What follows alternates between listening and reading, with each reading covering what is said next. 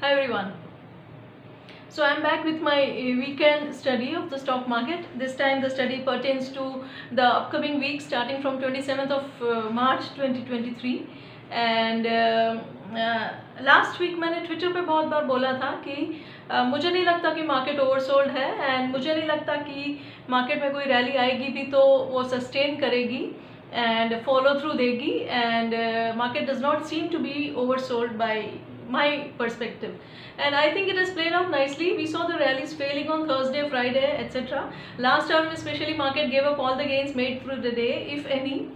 And मेरा ये मानना है कि आने वाले हफ्ते में भी stock market remain sideways to negative. As far as Nifty की बात है तो I see it playing out sideways to negative from the range of 16,800 to 17,250.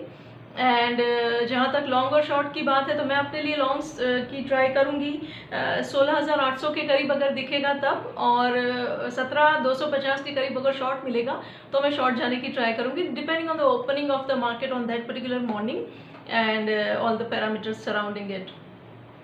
जहाँ तक बैंक निफ्टी की बात है तो according to me it is going to be even more negative than the Nifty. And bank Nifty जब तक भी 40,000 के नीचे रहेगा तो उसमें ये नेगेटिविटी बरकरार रहेगी, रैलीज फेल होगी और मैं अपने लिए अगर चेक करूँगी तो शॉर्ट साइड पे चेक करूँगी. ICICI bank is looking very weak to me on charts and जब तक वो काउंटर 860 के नीचे रहेगा तब तक मुझे शॉर्ट के लिए ज़्यादा सूटेबल दिखेगा. बहुत सारे और काउंटर्स भी मैंने स्टडी करे हैं like Bajaj finance, Maruti, RIL, Jubilant food works, Tata steel, and मुझे फॉर्चुनेटली अनफॉर्चुनेटली सब में शॉर्ट साइड पे ज़्यादा बेहतर पॉसिबिलिटीज़ नज़र आ रही है. टाटा स्टील की बात करें तो मुझे लग रहा है वो आने वाले हफ्ते में शायद 100 तोड़ भी सकता है.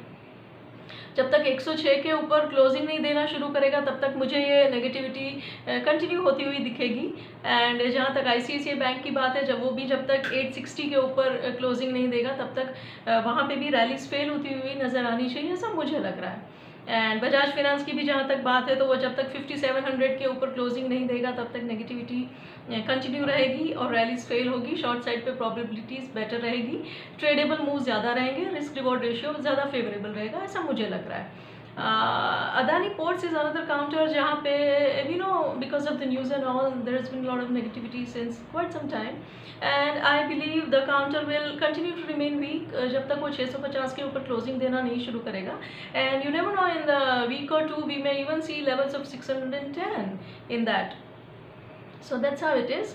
RIL has contributed to the weakness of the overall market and it may continue to do so as well in the coming times. And बहुत सारे तरीके होते हैं स्टॉक मार्केट को देखने के लिए कि वो ओवरसोल्ड है कि नहीं है, और with all due respect to all the methods that various people will be choosing and looking at, मेरा जो तरीका है वो मुझे ये कहता है कि अभी तक हम ओवरसोल्ड नहीं है, राइट. एंड ओवरसोल्ड नहीं है तो फिर ऊपर जाने के लिए इतना स्ट्रॉन्ग ट्रिगर भी नहीं है ऑन द पॉजिटिव साइड. सो एक तरफ से या तो कोई स्ट्रॉन्ग पॉजिटिव ग्लोबल ट्रिगर आए which is a very low probability frankly speaking, या तो फिर हम एक्सट्रीम ओवर स्ट्रेच हो जाए ऑन द डाउन साइड पे विच increases the probability of a sustainable bounce, तो वो अलग बात होती है. पर ये दोनों चीज़ फिलहाल एब्सेंट है और इसीलिए मेरा जो व्यू है वो नेगेटिव साइड पे कंटिन्यू रहेगा. ये मेरी स्टडी है मेरे स्टॉक्स के लिए, मेरे ट्रेड्स के लिए. आप भी अपने हिसाब से अपनी स्टडी कर सकते हैं और स्टडी करके ही हमेशा मार्केट में जाना चाहिए, because it's better to prepare and prevent rather than repair and repent, right. So stock market is one such place, ना गलतियाँ माफ़ करती है ना लेजीनेस माफ़ करती है. तो थोड़ा वीकेंड में टाइम इसके लिए मैंने निकाल लिया है, and I hope you also do so. Plan your upcoming week and then trade accordingly. Thank you so much.